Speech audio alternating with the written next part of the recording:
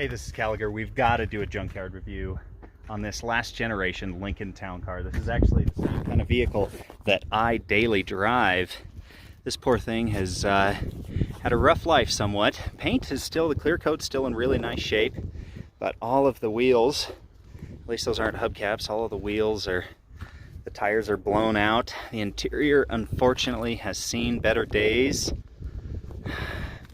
This poor thing, a little bit of fading here on the trunk lid, or not trunk lid, rear bumper signature. It is unfortunate. I hate to see this thing here, only because I drive it. You know what I mean? Also, I need this guy, so I'm gonna have to take this. Mine, I had to steal from a decoration that I had. I've got a Lincoln Mark IV, you know, from the mid to late 70s. It's got the wood grain steering wheel. I'd like to find one of those in my color and steal it one day. Either way, I had to steal my hood ornament because it was missing when I bought the dang thing off of a Lincoln Mark IV grill that I have. And so my 2004 Lincoln Town Car has a Mark IV hood ornament. Oh, this thing also had the heated seats. I'm so jealous. It's too bad it's in such rough shape. I do prefer the cream or the tan colored interior as opposed to my gray. These guys here, there's little caps that go on here. In fact, look at that. They always fall off. They never like to stay on. They go on like so, and they just always break and fall off. So power seat controls are on the doors. They did that for all of these guys. Even the Ford Crown Victoria and Mercury Grand Marquis, which is on the exact same platform. That's why they look so similar. This one, in the very least, has got the ever so needed steering wheel, audio, and climate controls. It's so far away. And when you're driving a luxury car, you just want to, oh. It's really nice. You know, you get a little too hot, let's turn the temperature down a click. A little too cold, turn it up, or fan speed, what have you. Tired of listening to that song, next volume, whatever. It's the best. It is the best. Original radio. Looks like a tower of buttons there with the climate controls.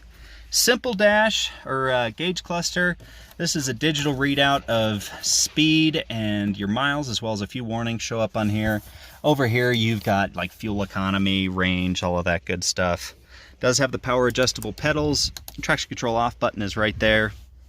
Right here, so you can lock it, and only the regular key, not the valet key, which looks like this one, because everybody loses their regular keys, and that's what was in the ignition. Either way, the valet key will not fit in there to unlock the trunk button. That's the trunk release there, and then you've got the fuel door release right there. Very nice and comfortable cars. Even with this seat all tore up, the seat is delightfully comfortable. This thing right here always gets a wear spot right where the elbow goes. And what's kind of neat is it opens from both sides. So either the driver or the passenger can have access to it.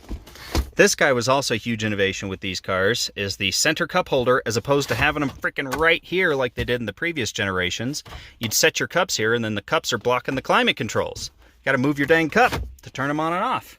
But since they moved it down here, problem solved. Standard glove box. Looks like they were having some bulbs go out. Registration, smelly goods. Yeah, same as my car. Comfortable as all heck back seat in these too. Let's check under the hood at the fabled Ford 4.6 liter V8. Bump, bump, bump, bump, bump. Super dependable engine. Ooh, looks as though, did they? It's hard to tell. I can't tell if they replaced this guy. I thought so due to this shiny thermostat housing, but ooh, speaking of shiny, I know where I'm getting my next alternator. That thing is brand new. Yeah, look at this.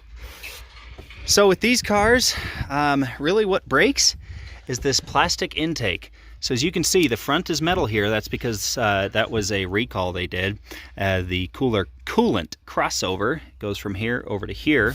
But other than that, the rest of the intake manifold is plastic, and you don't really get a solid look at it, at least not on this side. Let's try over here. So you see plastic intake manifold, and what happens is near the coolant passages, the plastic wears and it breaks and it causes a leak on all of them. But you know what? No car is perfect, even something as delightful as this. But I think that's going to be it. On to the next vehicle. I think it's going to be that Wagoneer back there.